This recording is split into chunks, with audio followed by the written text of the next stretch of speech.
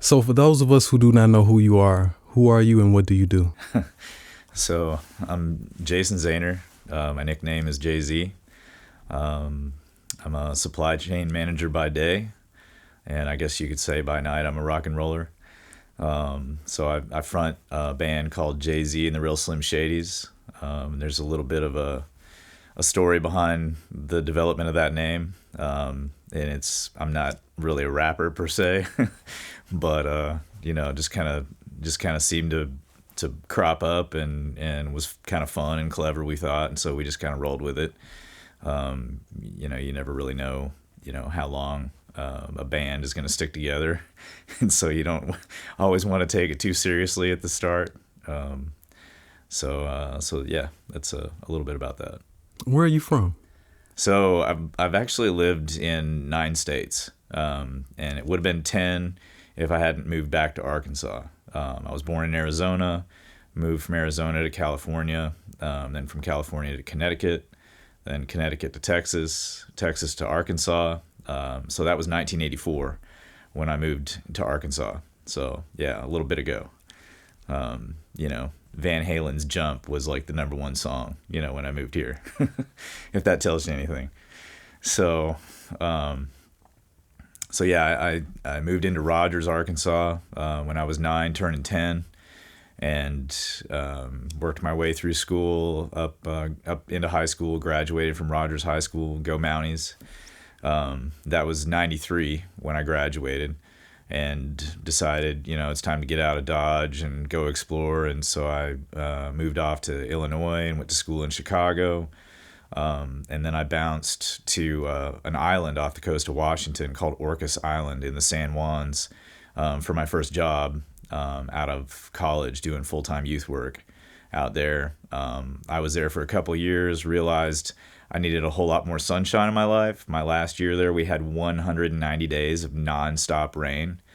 And I mean, that's like insane amounts of rain. And yeah, you just were covered in a wet blanket like all the time. And I pretty much felt like I was inside that trash compactor from Star Wars. And I just like had to find my way out of there, like any which way. And so I ended up moving from there to Birmingham, Alabama, and like total like culture flip-flop from the Pacific Northwest to the Deep South. Really enjoyed Birmingham. It actually reminded me a lot of Arkansas. And then funny enough, after 3 years in Birmingham, I ended up taking a job in Billings, Montana. So I moved there or it was 2002 when I moved to Billings. I was there 2 months, went out for some early season snowboarding. The temperature inverted on me, and I hit a sheet of ice doing 40 miles an hour on my snowboard, and then got to decide how I was going to hit trees at 40 miles an hour, and ended up shattering my right femur, tore my ACL, tore my cartilage. Yeah, I was really messed up. I was fortunate to be alive after that. Took me about 3 years and 3 surgeries to come back from that ordeal. And after that, as it happened, I was still doing full-time youth work at the time, and that kind of put my job in a weird position, going from being the new youth worker to being the broken youth worker. And so after 2 years of slugging it out there, I got pulled into an office and said, thanks, but no thanks. And I had 2 weeks to figure out what was next. So ended up moving back here to Arkansas, and that was 2004, because my family was in the area, and I just kind of needed a place to go to kind of lick my wounds and heal and kind of figure out what was next.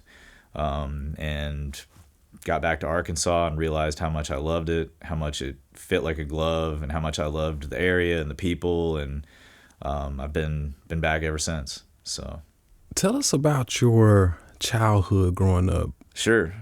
So yeah, a bit about my childhood. Probably the earliest memories I have would be like playing in the pool with my sister in Arizona. Was born in Phoenix, and if you know anything about Phoenix, it's a freaking oven, especially in the summertime. And so yeah, it was all about the pool. living there. And it wasn't long before, I was probably a year and a half, but when we moved to Connecticut, moved to an area called Norwich, and it was, I mean, it was like out of a Hallmark movie. It was so idyllic. All 4 seasons were absolutely gorgeous, amazing. The fall was always my favorite, just the beauty of the colors. And we lived in a really just, idyllic. It looked like it was something out of like Sleeping Beauty, like the nature scenes you see in Sleeping Beauty from the Disney movies. Like you just kind of felt like, the hills were alive. There's wooded areas and streams and creeks and lakes, and everything just seemed magical there. The winters, like snow all the way up to the rooftop of your house, and I got to go dog sledding, from the neighbors' huskies, and go ice skating on like real frozen ponds, and in the summers, and I don't know, everything was just gorgeous. And then all of a sudden, my dad got a better job. He was working for Thermos at the time. Funny enough, like promoting their camping line, if anybody remembers that, and because this is back in the 70s basically. And then we ended up moving to Houston, Texas for a job that he got with Igloo ice chests. And if you've ever used a Playmate cooler that had the like push button, with the flip top lid and the handle on top, that was my dad. That was his idea. So that was, pretty cool. He was always a very entrepreneurial guy, and if he saw something better, then we upped and moved. That was just kind of his MO. That was pretty hard growing up, because you just kind of get to a place where you felt like, you were settled and things were grooving, and then all of a sudden, you were seeing everything disappear out the back of the windshield of the car, and with tears streaming down your face, and you're leaving all your friends and the places and people you love behind. And that was really hard. Especially the hardest was moving from Houston, Texas, to Houston came after the time in Connecticut, and I got to live there 6 years, and that was definitely the hardest move. Just because not just everything I was leaving behind, but the culture shock of moving from a huge city to kind of Podunk, Arkansas, Rogers at the time, 1984. I think the population was like, I don't maybe 30,000 people, maybe. It might have even been less than that. I'd have to go back and look. But yeah, it was I showed up. I remember showing up to school. And I was wearing checkerboard Vans, parachute pants, Ocean Pacific t-shirt, like bright, like pink, and purple, and, these like quote unquote feminine colors or whatever you want to say. And, had like spiky, like Kevin Bacon Footloose haircut. And like I walked into the room, and in the room was full of people wearing, it was like you wore all like Wrangler wear, or you wore like all jock wear, and that was it. That was all you saw. And I walked in, and literally it was like you could have heard the record scratch. I might as well have been wearing a freaking spacesuit. And like every dude in the school wanted to fight me, and I literally felt like my parents moved me from heaven to hell. And it was nuts. For a couple years, like I absolutely hated Arkansas. Didn't have a clue why my dad would move us to this crazy podunk place where everybody wanted to fight me every day of my life. And it was just like survival mode every day, which was weird, because I the childhood I had in Houston and coming out of there, even though it was getting scary, the year that we moved away from Houston, the economy was dropping out, and it had become the murder capital of the United States, and crime was rampant. I mean, I had a policewoman that lived like 3 doors down from me, and in the middle of the day, she was home, eating lunch in uniform, and had some 2 dudes like crowbar open her door, see her sitting there with her gun on her hip, and they kept coming. And she finally reached for her gun and chased them out of her house and unloaded the entire magazine in the back of their car when they drove off. And that was like in the middle of the day. It was getting pretty crazy. There were kidnappings, there were rapings, there were break-ins, and we lived in a pretty good neighborhood in the suburbs, and it was getting that bad. So in that regard, it was kind of I didn't realize it at first because I was so traumatized by the culture shock. But after a couple of years, I realized like how amazing it was to live in Arkansas, because there was like almost no crime, and I could literally just get up in the morning during the summer and take off on my bike and load up the fishing pole and the 22 rifle and just ride off into the boonies, out around where the Promenade Mall is now. And I would just go out there and shoot my 22 and fish with my buddies, and like there was nobody around to say anything. I mean, it was just cows and catfish ponds and trout ponds and just good old nature in the outdoors. Now Home Depot is sitting right on top of one of the best fishing spots there ever was, at that little creek junction there. And nothing's the same, and change is constant. And thankfully overall around here, it's, in my opinion, it's mostly done nothing but get better. There's some impacts here and there, but that might be a little bit negative, but overall the area just keeps getting better and better. And I love it here. I have kids here, and it's an awesome place to live and an awesome place to raise kids. So I'm grateful for that. So when did you get into creating music, and when did you start taking it seriously? That's a good question. So my first foray into music was, I had always loved to sing, and I grew up, doing music type stuff in the church, played in the bell choir and sang in the choir. And then I remember when I was 10 years old, I saw the movie Back to the Future, and I saw the whole guitar scene with Michael J. Fox playing Chuck Berry and doing all that. And I was just like, man, and I got into music around age 10. Like I remember my first several like cassette tape albums that I bought with my own money, that I saved up from mowing lawns, was I think my very first album ever was, I think I bought two at the same time. I believe it was Styx that had Mr. Roboto on it, and Stray Cats. And I didn't even know the Stray Cats. I just liked the way the album cover looked, and I thought they looked like cool dudes, and I was curious to listen to their music, and I got into it. Their whole like rockabilly swing style, music was a lot of fun. And and then there was, ZZ Top Eliminator, Quiet Riot, Michael Jackson's Thriller. Those are probably the first, 5 albums or so. Oh, Billy Idol. I had a huge, man crush on Billy Idol. I thought he was the coolest. And, if I could have snapped my fingers and said, if they would have said, is there anybody in this world you want to switch places with? I would have snapped my fingers and switched places with Billy Idol. I just thought he was badass, and I wanted to be like that dude, curl my lip and everything.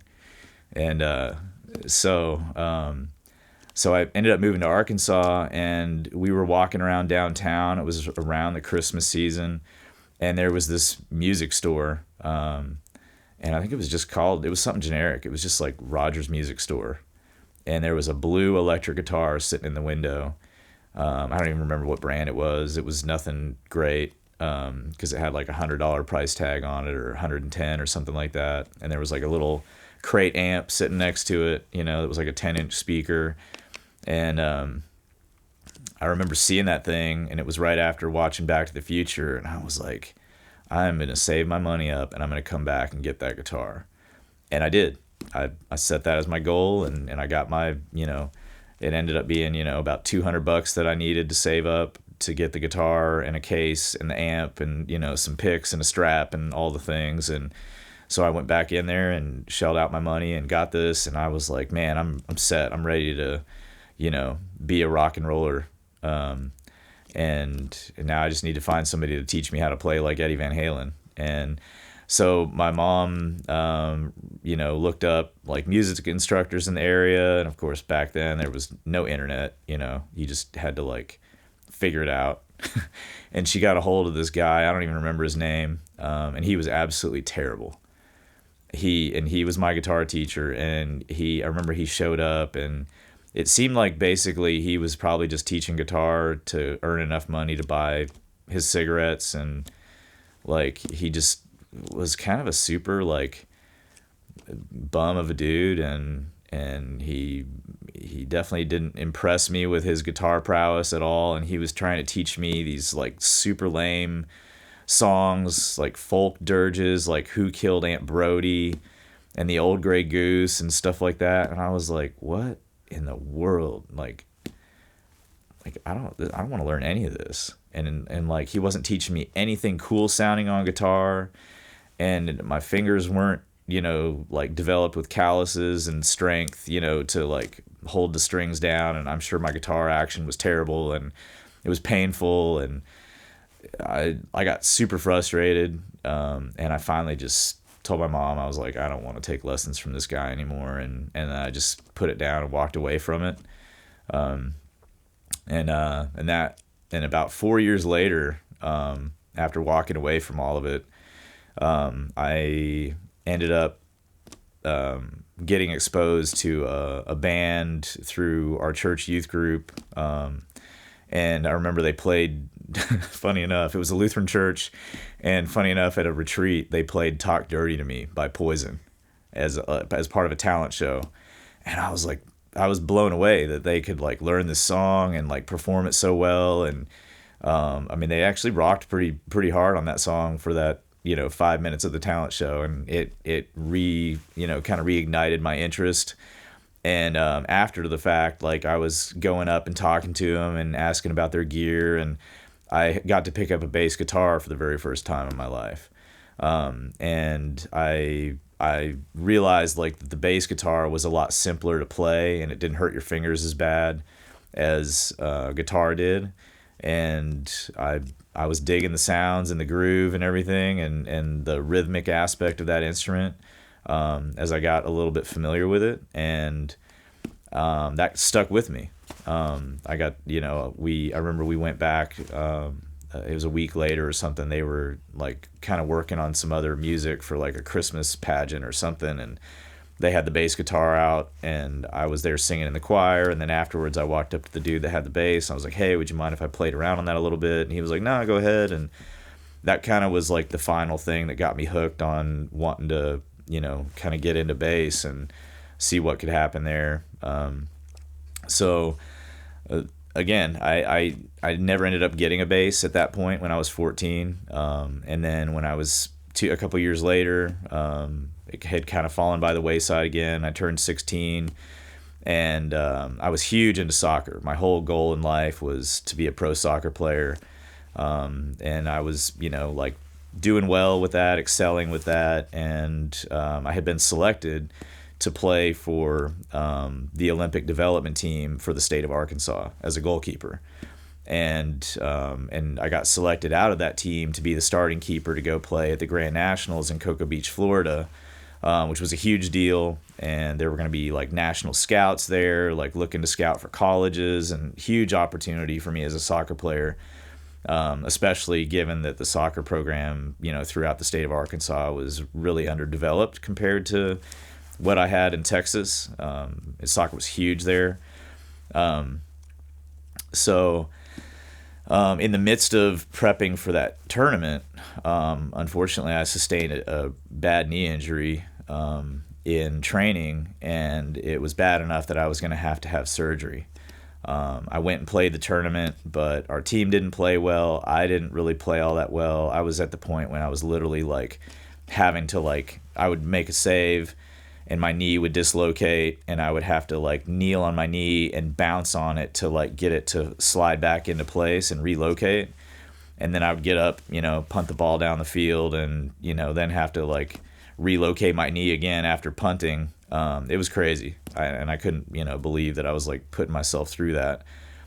So that injury ended up taking me out of having to have surgery ended up taking me out of my first season of soccer that I had missed from the age of 3, like 3-4 years old, all the way up to 16. So basically 13 years of never missing a season of soccer in my life. And suddenly I was in this place just kind of having this crisis, like, what in the world do I do with myself, while I'm healing from this surgery? And all of a sudden I ended up making contact with this guy in my high school named Chris. And he was a thug, fresh out of juvie back in our high school.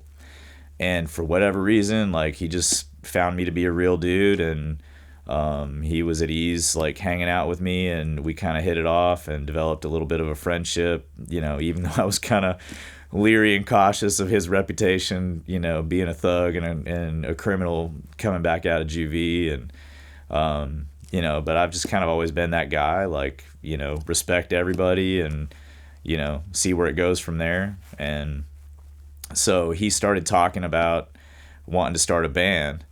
And he wanted to be the lead vocalist, and I was, nowhere near being a guitar player at that point. And he was like, dude, you should get a bass and we should start a band. I'll be the singer, you'll be the bass player. Like, do you know any guitarists? And I did. I knew a guy named Lee Knapp, and a guy named Brian Foster from Rogers High School that were both good guitar players that I thought would be really capable of starting a band with. So I reached out to them, and Brian Foster was the first one who kind of, took the bait on that. And so we got together and started trying to form this band. And I had to, in order to get a bass guitar, I ended up having to go to my dad and say, hey, Dad, all those guns you bought me over the years, what would you think about me selling those? So I could, pull the money together to buy a good bass guitar and an amp. And my dad, like, he raised me wanting me to be a hunter, fisherman kind of guy like him. And I didn't have a great relationship with my dad. He was absent a lot growing up. And, I tried to connect with him through hunting and fishing, but it just really didn't turn out to be my thing. And I, had pretty much lost total interest in all of it around that age. I was driving and I was into, soccer and, girls and parties and music. And, it just really wasn't much for hunting or fishing. And so he just about, had a heart attack and died when I said, I wanted to take those guns and sell them and get a bass guitar. And but thankfully I was able to get him to come around and warm up to the idea. And so I went to this other music store that was over in this shopping center over by the cemetery in Rogers. And there was a red candy apple Westone GT Spectrum bass guitar hanging up that caught my eye. And I asked him, like, hey, how much is it? And it was like $750, which is a lot of money at that time. Good bass guitar. And so I ended up getting to buy that and started. And funny enough, just as I got the guitar, Chris ended up getting busted for drugs, and he went back to juvie. And so that was pretty much the end of that very short-lived band. But I was like, at that point I had the bug, and I was determined to start taking lessons and see what I could do to start a band. So I started taking bass guitar lessons from a guy named Don Gaylor at Ben Jack's over there in Rogers back in the day. It was probably around like 1990 when this was going on. And I ended up, pulling together a band. There was a guy named Dakota Stone Rock, who still lives in the area. He's in Bella Vista these days. Love the dude, great drummer. I still wish I could get him back out of the closet to drum with me. But he just kind of does it on his own. And then there was a guy named Mike Clark, and then he was like keyboards, and he did some good vocals. And then Lee Knapp, I had mentioned earlier, he was a great guitar player, probably the best in our school. next to, funny enough, John Ferner, who's, top of Walmart now. And John Ferner was in a band that was kind of our predecessor, and they were called Influence. And so, yeah, I went to school. He was a class ahead of me. And, there was a guy named Jason Zehner, who was the front man of that band. And we all, thought they were super cool and had a great thing going on. And, I still remember hearing them play, REM, It's the End of the World as We Know It, and Jesus Jones. I can't think of the song. I think it was called Right Here, was kind of a big hit at the time, and some others. And, so we were kind of, nipping at their heels trying to get a band going. So we got this band going. We had a lead singer named John Undernear. He was a very charismatic dude, very energetic, and he was good at like doing the like rock scream, but unfortunately his vocals otherwise were terrible. And so we got a lot of feedback after getting off the ground with our band. We eventually settled on the name Surge, and a lot of people would remember, the soda called Surge, and then we kind of took our name from that. We just kind of liked that, strong one-punch name. And, we had a few other names prior to that, but they weren't good. And Surge seemed to be the one that really stuck. So we did that. I still remember we were playing songs like Nirvana, Smells Like Teen Spirit, and Alive by Pearl Jam. And, like, we were pulling them off really well. And we just thought we were, like, badasses. Like, we were kind of beside ourselves that, like, here we were playing, like, top of the chart music, covering it well, and playing some, garage gigs, at my house where we had practice all the time, house parties out at John Undernear's house and some other, kids that we went to school with. And we got to play a show. Our biggest show ever was Springfest. It was like 1991. And I still remember these dudes dressed up in cheerleader drag and did a routine like the video from Smells Like Teen Spirit, where they had the cheerleaders doing their thing while they were playing Smells Like Teen Spirit. It was a total blast, and outdoor show on the Rogers Stadium football field. And we got good feedback from the guys in, John Ferner's band and Influence and all that. And so at that point we were kind of like head to head, and we even had some house parties that we went to where like they were playing and then they let us like step up and take over and like, play some music, and we kind of went head to head with them. And that was pretty cool. That was pretty inspiring. And they were super awesome about it. Like, they weren't territorial. They were super chill and awesome guys, and very encouraging of our up and coming band. And then unfortunately we went through a rift in the band when we had to kick John out, and we pulled Mike Clark into lead vocals, but we were kind of Mike and I were kind of sharing it, but then it kind of became like this turf war where Mike wanted to like do all of it and he didn't really want me like in the mix, and we were having some troubles like agreeing on like who was gonna sing which songs, and and then on top of that, like they were trying to go in the direction of some music that was really dark that I was struggling to like get on board with it. And I was like, I just kind of have some boundaries in my life, and I don't really want at this point in time, and I'm not really interested in playing music that dark, and that negative. And I'd rather do something more positive with my musical talent. And that ended up with me exiting the band, when I was the one who started it, and I had been the one driving it. From the standpoint of being a bass player, which is kind of unusual. You don't usually find a lot of bass players who are, basically kind of the driving force of a band. I still remember to this day, there was a song, the first song I ever learned to like really like perform, with our rock band is called Bad Luck by Social Distortion, and I've kept that song ever since. Like, it's just kind of like my tribute to my beginning, and we literally play it in my current band right now to this day, and it's it's a super fun tune, and it has a little cowbell solo in it, funny enough, so we always kind of make that part of the show, like pull somebody from the audience to come up and play cowbell on the song, and it's just kind of like a fun little crowd engagement thing that we do, and it still goes over well to this day. It's a good rocking song, and everybody seems to enjoy it and have a good time with it, and the whole cowbell bit just kind of helps to take it up a notch. And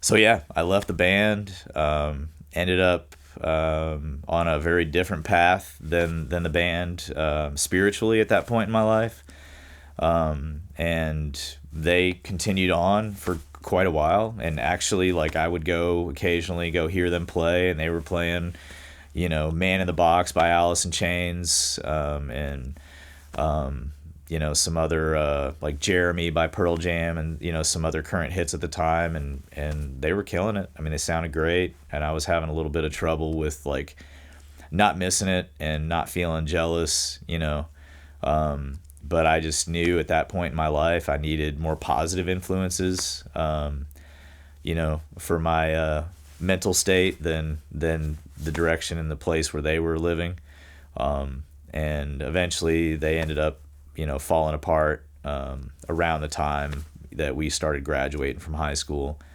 in 1993.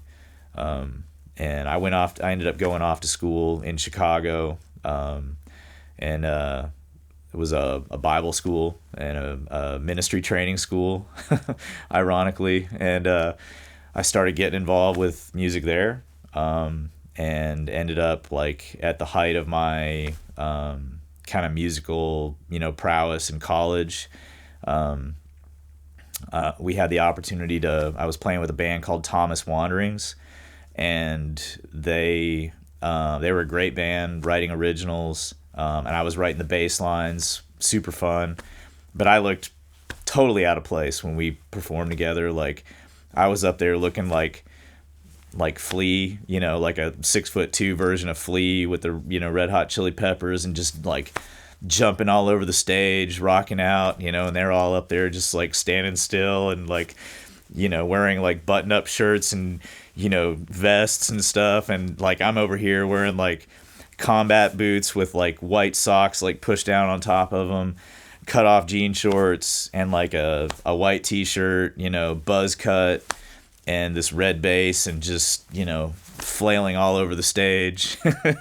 And people always got quite the kick out of like how like it was like Sesame Street, right? Like they had the four squares, and it's like one of these kids is doing his own thing, three of these kids are kind of the same. And funny enough though, they liked what I was doing musically for them.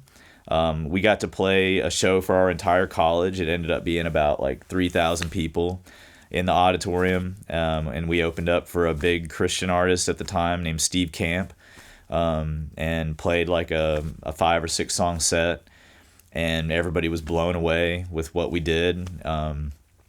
And right on the heels of that, we ended up having the opportunity to record an album, and it was kind of funny because and unfortunate, because my bass gear went on the fritz right about that time that they started recording and wanting to pull me in to play the bass lines live for them.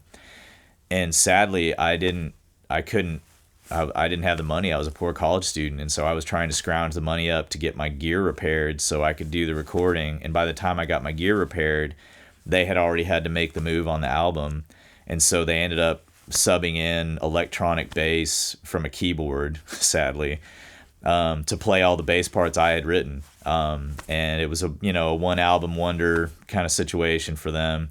But I did get credit on the album jacket for writing all the bass lines that they ended up playing on a keyboard. But at the same time, like, I was still big into soccer. I was playing college soccer. And I made the decision. I had kind of a crossroads that I hit that year. It was after my freshman year, of college, and they hit me up with the opportunity to go tour with them for the summer. And I was really tempted to do it, but I also had an opportunity to go overseas and play soccer with a semi-pro team called the Charlotte Eagles out of North Carolina, and play in Germany and Russia and Czech. And I was still really kind of like in my heart, kind of chasing that dream that maybe some way, somehow, the opportunity to play professional soccer might come back around for me if I could, manage things right, and maybe bounce out of the school I was at, go play for like a big NCAA school like Duke or Rutgers or UCLA at the time. And that was a bit of a pipe dream looking back. I mean, I was good, but I wasn't pro level good. And I still kind of regret that summer of not going and touring with the band, because I think it would have been a really awesome experience musically for me. And so, yeah, from that point, I really just kind of like, fast forward, did a lot of like church music as a youth worker. Kind of got to a point of burnout with all that, not just professionally and musically, where I just kind of felt like I was like a human being inside of a Christian jukebox, and there was zero creativity, and all the songs seemed to have to go like a certain way at a certain tempo, and you couldn't really like embellish or anything like that and get outside the box and be creative, because everybody had to be able to follow along and sing in church and all that. And it just kind of got to this point of like, nah, this just isn't for me anymore. And I got burned out with youth work. Took a completely different turn in my life. That's when I ended up back here, after the snowboarding accident in Arkansas, and went to work for an outdoor outfitter called Lewis and Clark, and worked my way up from the low levels, making peanuts, to being their GM and still making peanuts, but making bigger peanuts, I guess you could say. But I did love the work, and it was kind of during that time I ended up getting in with another group of guys that wanted to look at starting a band. I was still playing bass, but at this point I was doing bass and vocals. And I was comfortable like singing lead and had a much more developed voice at this point. And we were playing stuff like Finger 11 and Green Day and Blink 182. I'm trying to think of some of the other stuff, but it was a lot of 90s alternative basically, and 2000s alternative. And funny enough, we got right to the point where we finally had a full set down, and we were practicing in this guy's house. His name was Jody Hendricks, and his wife Jessica. And unfortunately, she just wasn't super keen on. She kind of thought it was like, I don't know, kind of got the vibe that she felt like it was like immature and not really that cool or productive of a pursuit. And we were at the point where we were talking about playing some parties and maybe trying to play some small gigs around. And she kind of got a hold of Jody, and kind of the sense of it was that she kind of put the kibosh on it, and his place was where we practiced. And then we also had a lead singer, and his name was Jimmy. And Jody and Jessica weren't married yet, but they were about to get married. And I actually got to officiate their wedding. I'm licensed to officiate weddings, and kind of do that as a small business on the side. But funny enough, one of the songs we were playing at the time or working on was Summer of '69. And we had a guy named Jimmy in the band, and we had a guy named Jody in the band. And Jimmy quit, and Jody got married. And then we didn't get far. So it was kind of crazy how that was like an ironic, like prophetic song tidbit that kind of spelled out the fact that our band was going to end. So that fell apart. And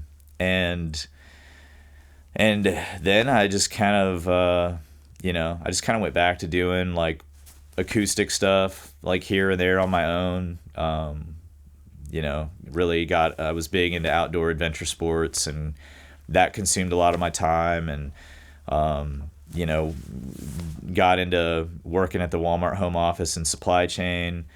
That was a big career move for me, and kind of put us in the place where at the time I was married, and we,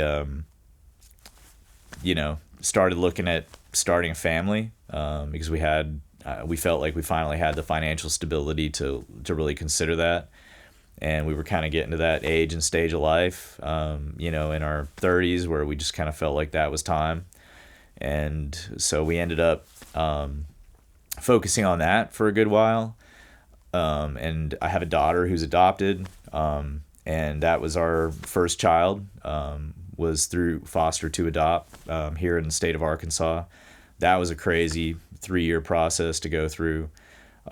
Thankfully, after that, while we were still trying to adopt again, we ended up discovering that we were pregnant, with my son, whose name is Phoenix, and his name is that just because he kind of came out of the ashes of like us being in that place where we didn't really think having kids naturally was going to happen for us, and so it was an amazing miracle, that I'm so grateful for, and that I get to experience both. I have a boy and a girl, and one through adoption and one through natural birth. And that's been an amazing blessing. I love being a dad.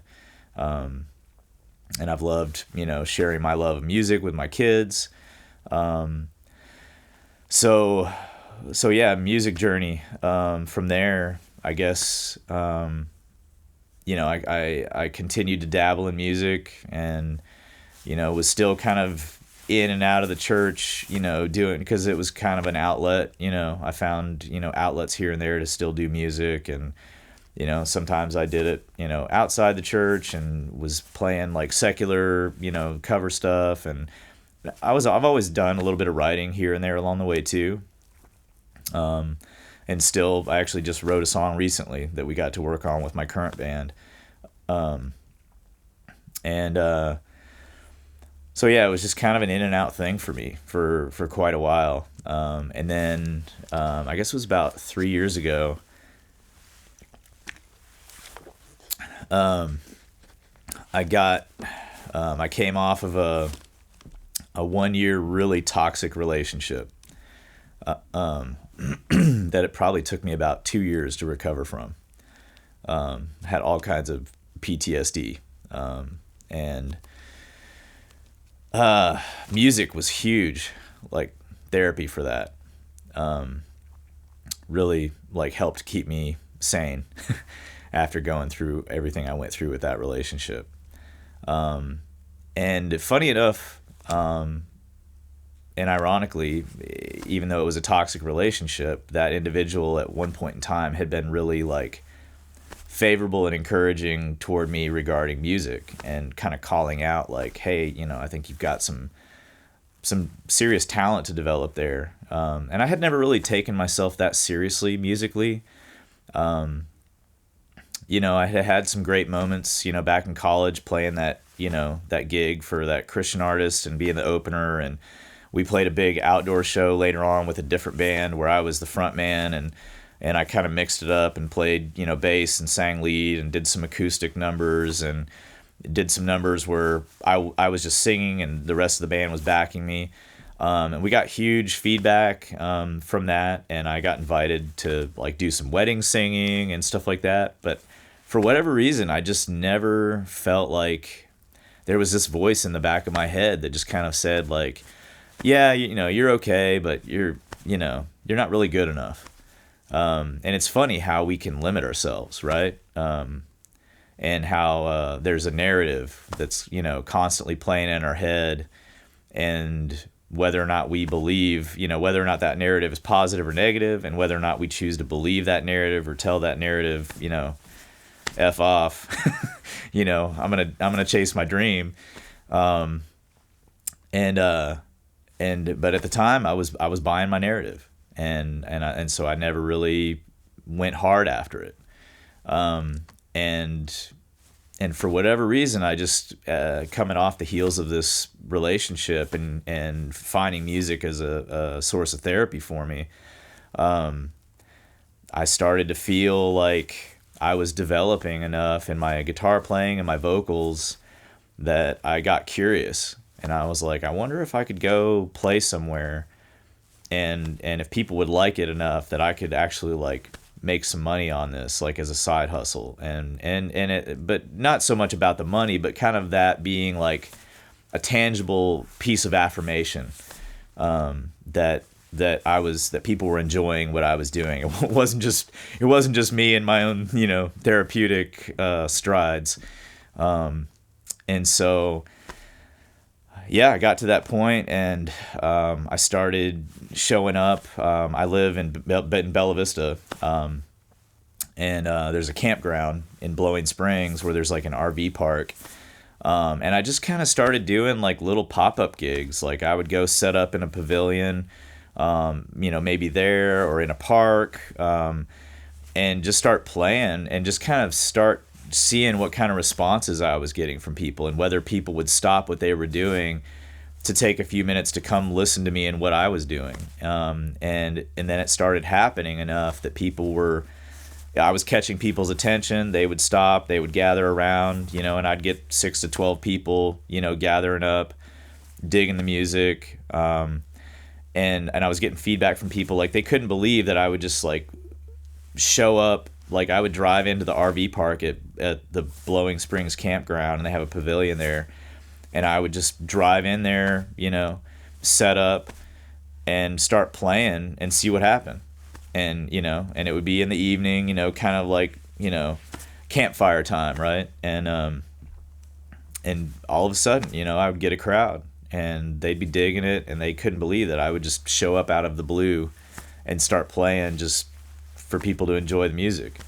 And I had people like even tell me like, hey man, like what you did, this evening, like blessed me in a huge way and like challenges me. Like the fact that you would, push yourself to do this, like helps me think a lot longer and harder about what I'm doing with my life and how hard I'm chasing my dreams. And it was really cool to get that feedback. And so then I was like, okay, how can I take this a step further? So then I started popping up in places where there were like legit crowds of people, at the Gear Garden in Blowing Springs, which is like a beer garden that, a lot of mountain bikers frequent. And then I would hit the square in Bentonville and downtown, when it was busy. Sometimes like after music wrapped up on a first Friday, I would sit there and busk and keep playing and see what could happen there. I walked into First Seat one time and literally just asked them, and that's what I did at the Gear Garden too. I just show up and say, hey, would you guys mind turning off the house music and let me set up and play and and just do a little acoustic pop-up show. And amazingly, people were cool to do it. And I'll never forget, like, I just like sit down with a beer on a picnic table, no amp, just me and my guitar and my voice, open up my guitar case if people wanted to throw tips. And within a couple hours, I wrapped up and decided I was going to go hit a bar and hang out with some buddies or whatever. And I looked at all the tips that I had, and in a couple hours, I usually was making $75, $100.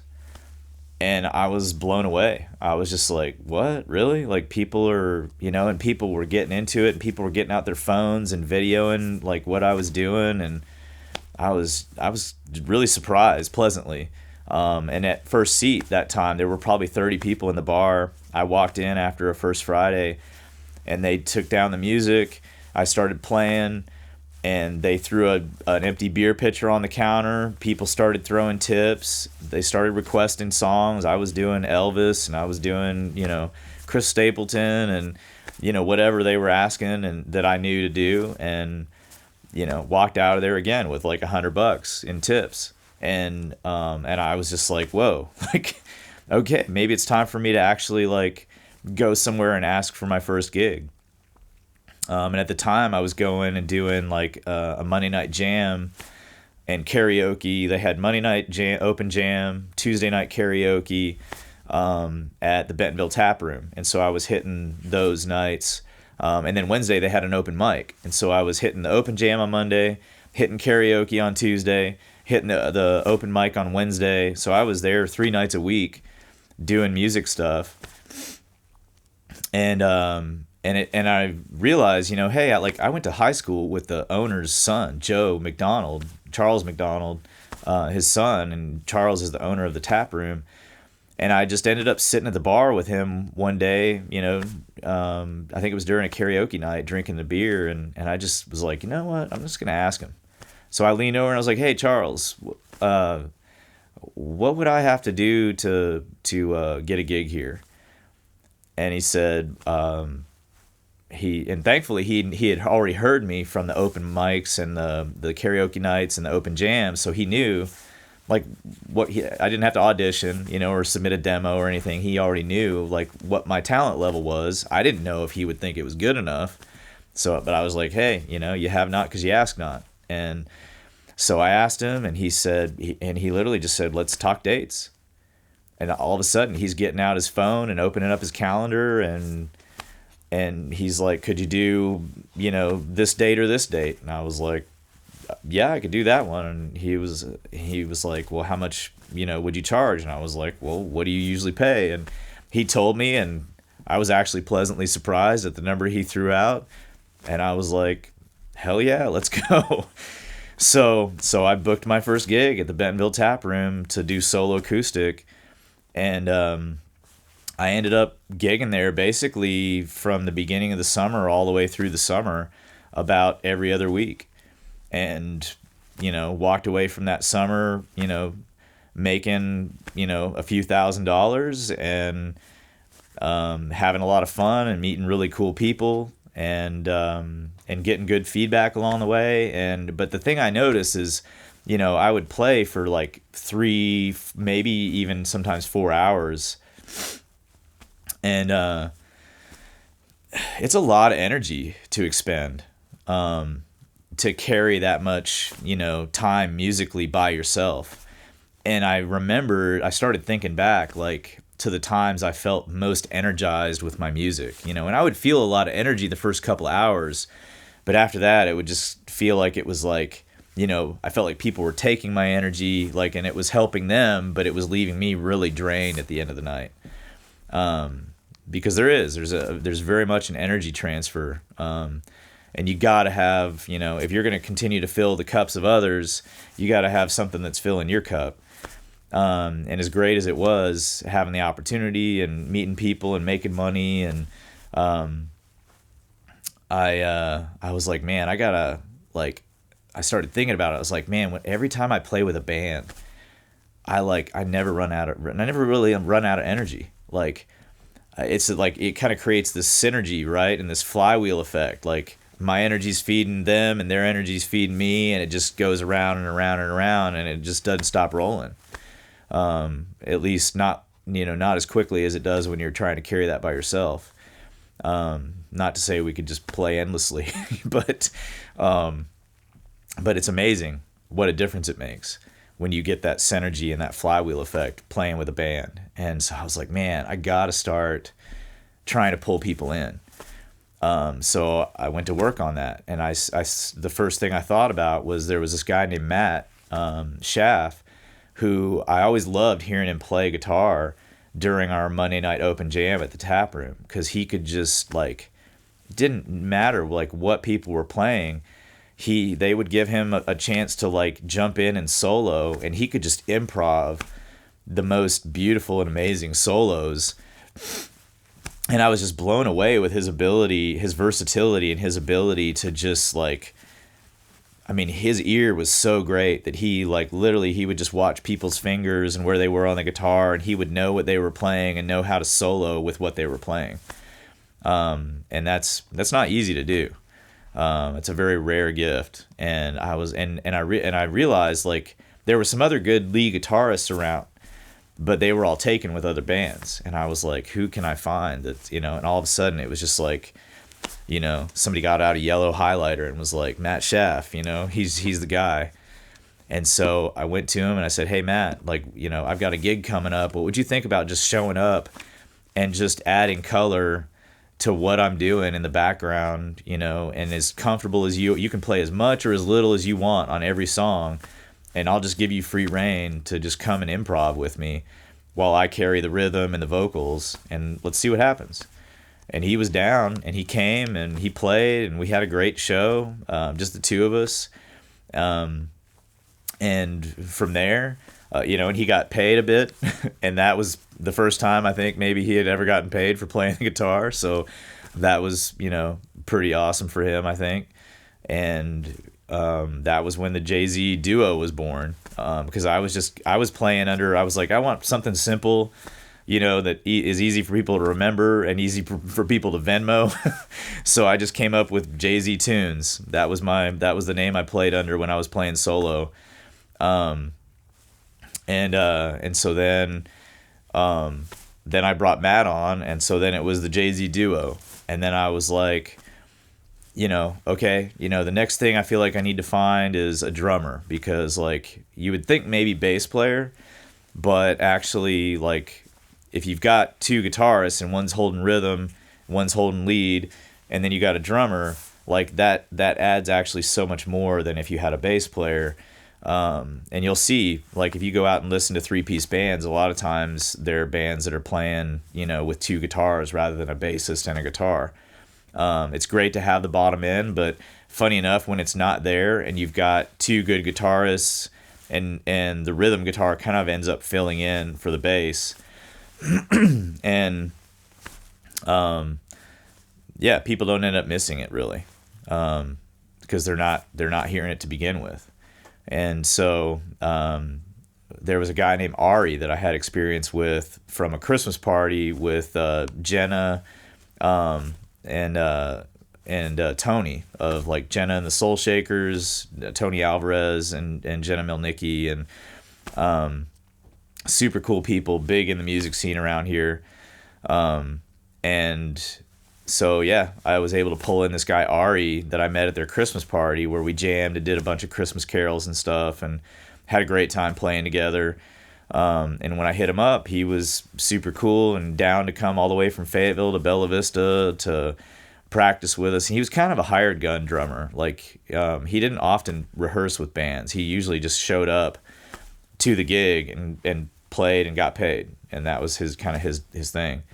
And thankfully with us, he was respectful enough of what we were doing and was into it enough that he spent some time rehearsing with us, to help us develop our show. And so we started playing these 3-piece shows, under the Jay-Z trio name at the Bentonville Tap Room. And so again, we kind of spent another summer gigging, as the Jay-Z trio. And then, unfortunately, Ari went through a situation where he had a job situation that caused him to not be able to drum for gigs anymore for a while, and because he needed to do other things to, you know, for his career situation. And so, boom, all of a sudden, we were back to struggling to find a drummer again. We were missing it big time. Because it's amazing, like, when you get that, and then all of a sudden, like, it's gone, you miss it so much, because it adds a ton. And so I'm, you know, we went through a period of about a year where we just couldn't seem to find the right people at the right time. And on top of that, we really only had, like, a 2-hour set developed.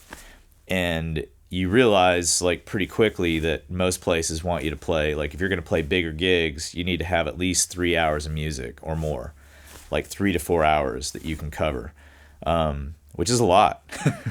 There's no small feat to come up with 3 to 4 hours of music. And whether it's covers or originals, like, you know, it's just a lot. So Matt and I kind of hunkered down and really started working on pushing ourselves to develop a 3 to 4 hour set list of songs that we could play, so that when we did find somebody, it was just a matter of them, you know, coming on board and, you know, picking up and, you know, catching pace with us, and then we could run from there. So then the next individual that we ended up finding, funny enough, was not a drummer, but a female vocalist. And so then all of a sudden it was a cool angle for our band, because I'd always dreamed of having a female vocalist to work with and harmonize with, and even to like do duets with, and sometimes like give her the lead, and just I'd take the back seat and maybe sing some backup, or maybe not even sing at all, just to give myself a break. Because that's really nice too, and it's also great too when if that individual happens to like be a bit of eye candy, for the people that are there to see the band, because that never hurts, keeping people's attention, and getting a mix of males and females to want to stick around and get into what you're doing musically, and it's not trying to be like sexist or chauvinist, but just being real and being honest about how things work, right? And so yeah, I mean, she seemed to fit the bill, and so we were kind of off and running, but we had to retool our set quite a bit to start bringing in the female vocal aspect and figuring out how to capitalize on that and develop that as a new angle of our act. So we were kind of back at the drawing board with that for, I don't know, it seemed like probably another 4 to 6 months before we ended up coming across a guy named Bobby at an open mic. And Bobby's now the longtime drummer for Jay-Z and the Real Slim Shadies. And I say long time, but it's like we're coming up on about 8 months, give or take, now. But in the life of a band, like if you've been in the music scene and tried to get a band together, getting a band together in the first place is a Herculean task. But then keeping the band together through thick and thin is also an incredibly huge Herculean, herding cats kind of task. So yeah, we found Bobby. And from there, right about the time we found Bobby, and we had spent about a month getting him on board and up to speed with what we were doing musically. And he's a great guy. He brings his talent. He's very versatile musically. Like, he can play drums, he can play bass, he can play guitar, he can sing. So great guy to have in your band. And on top of that, he's very detail oriented. Like, I'm detail oriented to a point, but I'm kind of more the like 80% is good, like, and I'm kind of that balance of detail with big picture. And so, because I know ultimately, like, somebody's got to drive this thing, and push it and challenge it to develop and become everything it can be. And I've always fit really, really well into that type of role with a band. For whatever reason, I have that leadership bone, I guess. And it's a different animal when you're both the manager and the front man, of the band, or a member, whether you're the front man or not, because I've been in that situation too. But in this situation with Jay-Z and the Real Slim Shadies, I'm the manager and the front man. And it's a lot. But Bobby's a great help with that and a great balance, because he's excellent about calling out the details that I might be missing and helping us to like focus in on those to really like sharpen our acts, and sharpen our act. And so we started, right around that time, we started having the opportunity to play open mic at the Meteor Guitar Gallery. And that was a huge development in the music scene, because their open mic is better than anybody else's open mic opportunity. You get this huge room to play to on a professional stage with professional lighting, professional gear, and it's all ready to go. You just get up, plug and play, and we would set up cameras. But that's another thing about Bobby, is he's really good about setting up cameras and videoing what we do, not just for like game tape review, and catching mistakes and like going, okay, we need to go back and work on this, but also to have those clips to edit and then put out as promotional material to help people see what our band can do. We still didn't have a bass player at that point. But again, we had drums, 2 guitars, male, female vocals, harmony. It was definitely something special and unique in the music scene around here. And we started to get really good feedback. I started a public Instagram and Facebook page for our band and started leveraging social media to get our video content from the Meteor out there. And at that point, like, things really started to take off for us. And so it was literally just this last July that we got our first gig at the Bend. The money was terrible, but it was an opportunity. It was a gig opportunity to get out there and play and, perform and be at a performance type, event and challenge ourselves to step up, and do well and build some word of mouth, and hopefully get some more promotional material from that event. And the Bend is great. Like, I don't want to like diss them because they're just at an early stage in their development. I love the fact that they're all about, like, the Bentonville Tap Room. They're all about local live music and doing as much as they can to help promote that scene. And that's huge. I mean, when you got people in your corner like that, like Charlie is the one at the Bend, and Charles, funny enough, at the Bentonville Tap Room, and you got people like that love local live music and they want to see that scene grow and develop, and they're willing to do whatever they can do to support it. And even if it's a little bit of money and a free meal and some free, drinks, it's an opportunity, and you got to go and step up to those opportunities, as small as they might be, and make them the biggest, step that you can make out of them. And so we just kept doing that with every show. And so from the Bend, we ended up getting to play. We went and played open mic at the Tap Room. Charles was super impressed with what we were doing with our band, and he was like, I got to get you guys, booked here. So we started booking with the Tap Room again. And then we got booked with the Tap Room, and then we started getting, more promotional opportunities, more word of mouth. And then pretty soon we're lining up gigs, left and right. Keep going at the Tap Room. We're still going at the Bend. We're booking the Gear Garden in Blowing Springs. We're booking Danger Dave's. We're booking Boar's Nest. We're booking Tin Roof. And so, like, we're working our way up the musical ladder around here, so to speak. And it's, and we've gotten to play with some amazing musicians too, because we hit this weird place where we we had these gigs. Oh, and the Bike Inn Bentonville, another huge supporter, Jeremy Rose and his whole outfit with the supporting lodging for the bike community. And I'm, an avid cyclist. So, really cool tie in there, and just the networking and the collaboration that and the universal language of music and the opportunities that opens up has been really incredible. So all that said, we really started to feel relatively accomplished in the local music scene when we started booking Boar's Nest and Tin Roof, because those are like well-known big venue opportunities.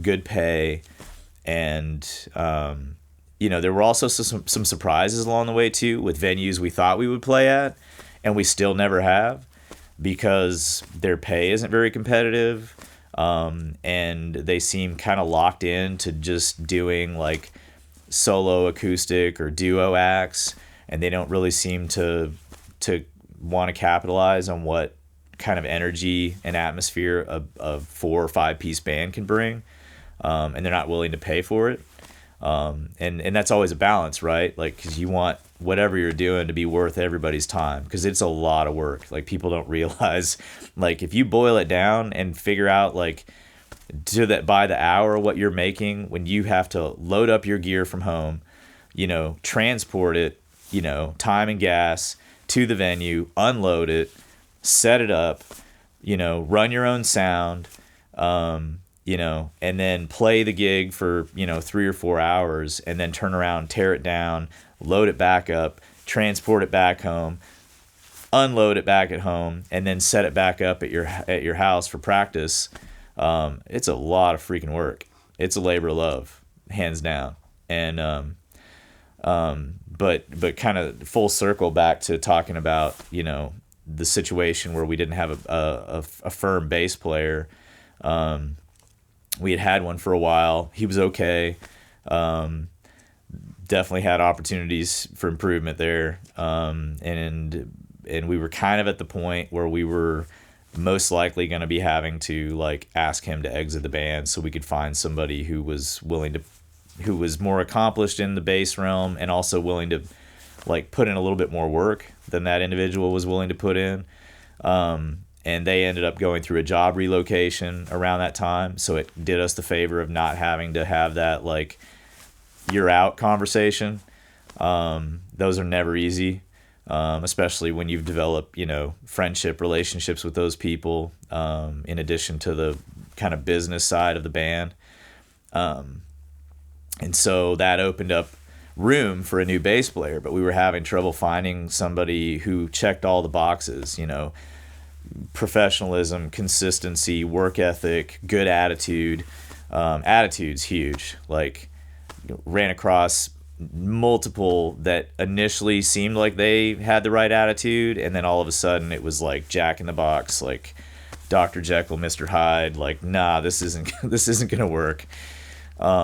So that happened for quite a while, but the cool thing was we ended up getting tied in with guys like Trevor and Ethan from Ozark Riviera, Stan from Dial Up, like these great local accomplished bands that have amazing musicians. And in some ways we kind of like when they were playing with us, we kind of felt like we're not worthy, like, cause they could just like shred on bass, shred on the guitar, and we'd always like try to give them an opportunity to showcase a little bit of what they were doing to mix in, and give them credit, for the other bands they play with. And it's fun to be able to do that, right? To like not be so selfish and territorial about what you're doing that you're afraid to like give other people the limelight and the credit that's due them. Because ultimately I think, you get what you give. And so the more you can be generous and give, just like those guys were giving to us, again, you get that synergy and that flywheel effect, and stuff just starts happening, And so yeah, we've been super grateful for those opportunities, to play with amazing talents like those guys are, and to find out that they were like stoked to play with us, and they really, got a kick out of what we were doing and were digging it and having a great time right there with us, whether it was covers or originals or whatever. So that kind of really brings us like, aside from the fact that, a little tidbit about the name. So when we started out and realized like, hey, we've got a gig coming up, we need to have a name for this band. And I've kind of built a little bit of a brand around just Jay-Z, whatever.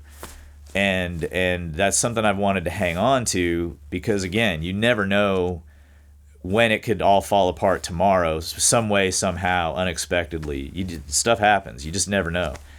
And so I was like, I kind of want to hang on to that foundationally, so that if for some reason something happens and all of a sudden I got to go back to performing solo acoustic again, that brand is there and it's incorporated into whatever, we're doing. And, and it doesn't have anything to do really with like ego or, having a big head about it or anything like that. I don't, I'm excited about what we're doing, but I'm not going to sit here and say like we're, Metallica or Taylor Swift or, any, Chris Stapleton or whatever, right? Like, but we're having a great time and people are digging what we're doing, and things keep growing and building.